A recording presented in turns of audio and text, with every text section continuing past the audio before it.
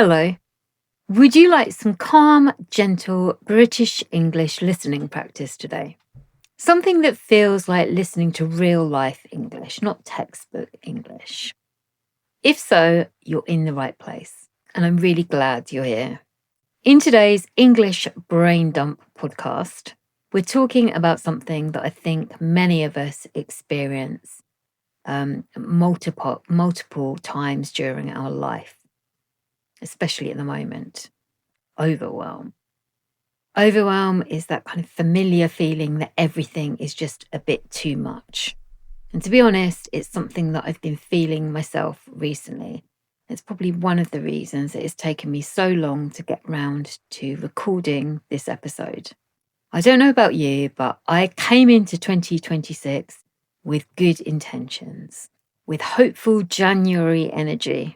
And yet here I am in the first week of February feeling, well, a little bit paralyzed by overwhelm. Now, this sense of overwhelm isn't because something's on fire or because I'm in immediate danger, but rather it's this feeling of too much noise, too much responsibility, too many things piling up at once, too much stuff, and let's face it, too much news. So hopefully this episode will provide a little space to slow down for a moment, a place to hear some natural English, and hopefully to feel a little bit less alone.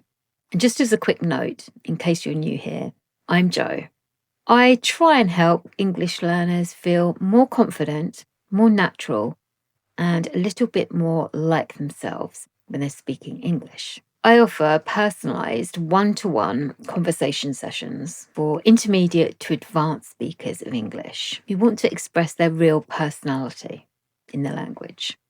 Many of the people that I work with are curious, open-minded, lifelong learners, people who enjoy meaningful conversations and want to communicate naturally and feel comfortable expressing themselves and their thoughts and ideas. So, if that sounds like you and you'd like to book an English conversation session with me, then I'll put the link to my website in the description below and you can find out more. And if you've got any questions, just send me an email. Now, back to the subject of overwhelm. I've gathered a few resources that you can use alongside this episode, just in case you're interested in exploring this subject further. I've got a book recommendation, a podcast interview that you could listen to, and an article, all connected to this subject. Again, all the information is down in the description below. And the idea behind this podcast is that it provides intermediate to advanced learners of English with some comprehensible input so that you can practice listening to English without too much pressure, simply by spending time with the language. And I'll also provide a full transcript that you can download on my website, just in case that helps. So take a breath and let's talk all about overwhelm. This episode has actually been brewing for a while, but ironically, I've been a little bit too overwhelmed by everything to find time to actually make it. I've been thinking about overwhelm in two ways. Firstly, there's that kind of personal overwhelm, your endless to-do list, your work, your family, your health, money, life admin, the mental load of everything, all the tiny decisions that we have to make every day that somehow take up your entire brain. Do you know what I mean? And then there's another kind of overwhelm, the overwhelm that comes from the external world, the news, the constant updates, the feeling that you're meant to absorb everything that's going on and still function like a normal human being. Recently, I've been reading and listening to someone who talks about overwhelm in a really grounded and practical way. Her name is Claudia Hammond. If you don't know her, she is an award-winning broadcaster and author. And she presents the BBC Radio 4 podcast and radio show, All in the Mind, which explores psychology, neuroscience, mental health, that kind of thing. And at the beginning of this year, she published a book called Overwhelmed, Ways to Take the Pressure Off, which is full of evidence-based strategies for that everything is too much feeling. And coincidentally, I stumbled across her talking to Dan Harris in his 10% Happier podcast. And in this podcast, they talk about why overwhelm is so common right now and what actually helps people deal with it. So today, I want to use a few of her ideas as a framework. And along the way, I'll weave in some useful English too, because honestly, this is the language of real life. One thing I really like about Claudia's approach is that she's quite clear about what she means by overwhelm. She emphasizes that it's not an official mental health term. It's not a diagnosis. She doesn't pathologize overwhelm, but it is a word that we use constantly in our lives. And she describes it as that feeling when everything is too much. There's more to do, less time to do it. And sometimes we just can't cope with the sheer amount of everything. And then she talks about something that I found genuinely helpful. Overwhelm can come from the outside, and it can also come from the inside. Outside pressures might be things like work, family, caring responsibilities, money worries, health issues, messages, admin, that never-ending list. And then inside pressures might be things like perfectionism or fear of failure, having very high standards, that feeling that you should be doing everything brilliantly the whole time. And often, of course, it's a combination of both these inside and outside factors.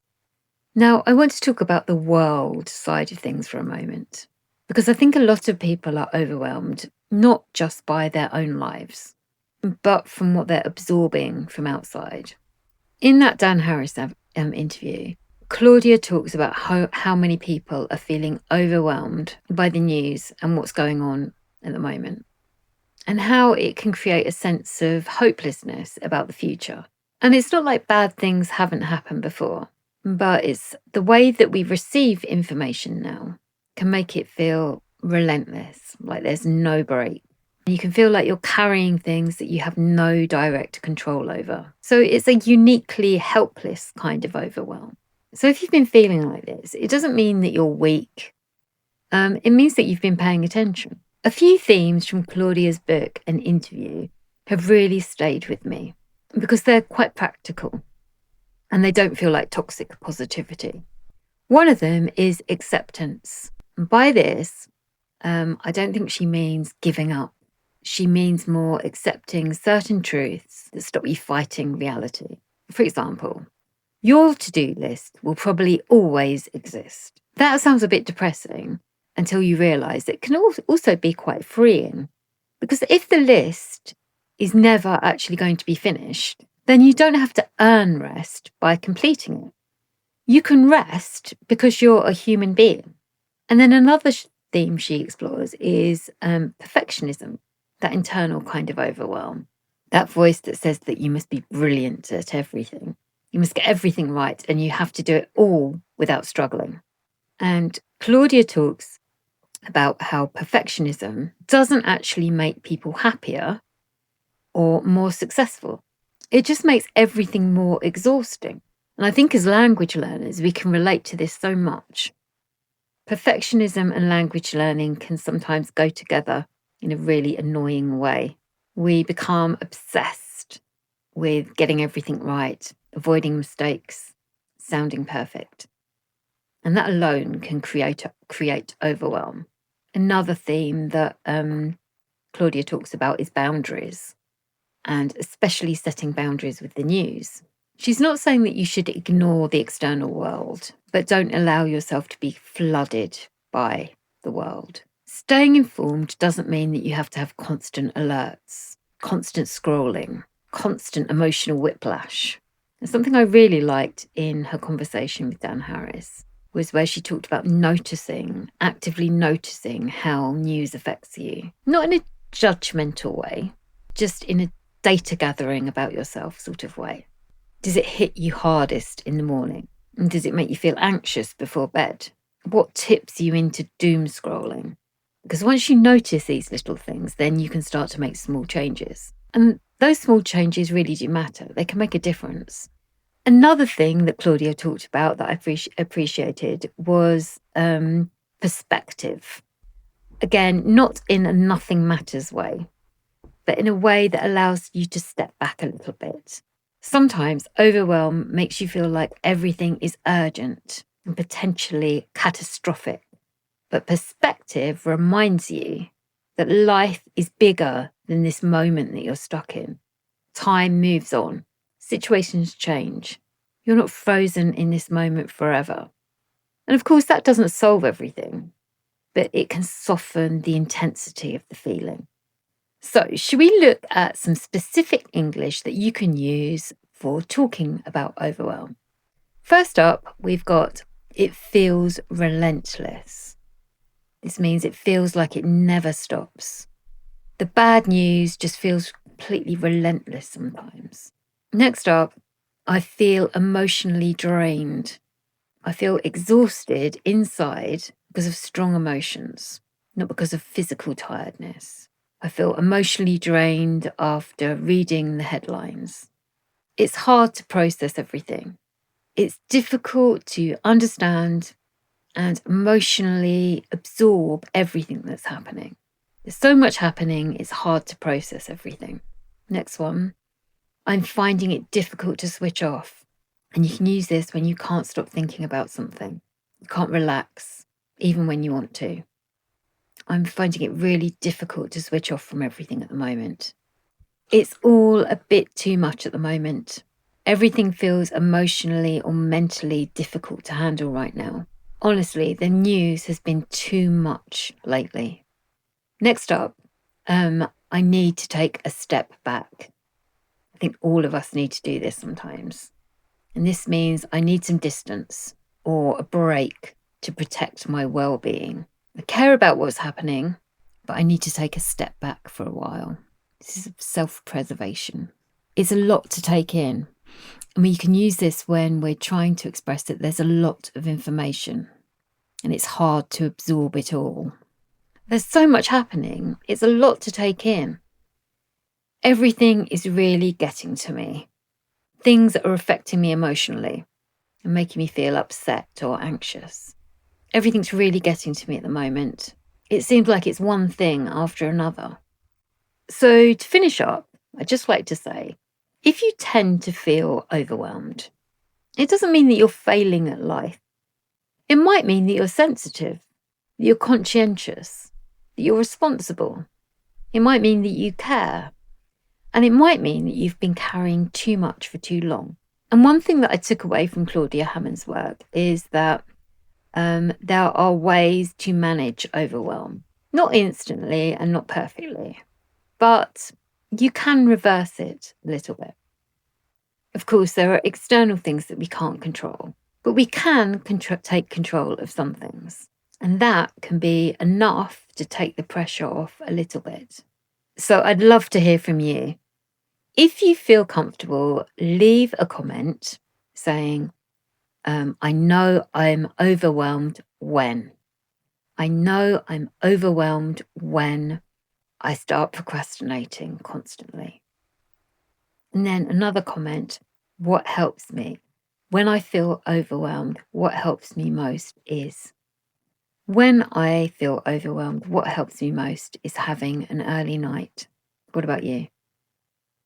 And like I said at the beginning, if this is the kind of thing that you'd like to have a conversation with me about, then check out the link to my website in the description below, and you can book a one-to-one conversation session with me. Before I go, I just wanted to acknowledge that not everybody has the luxury of being able to step back or switch off. For some people are living in precarious situations where they need to prioritize their safety. And if that's you, I recognize that. And I'm sending you lots of love. If you enjoyed today's episode, then it would be fantastic if you could subscribe to my channel. And I really look forward to seeing you next time. Thanks for watching. Take care. Bye.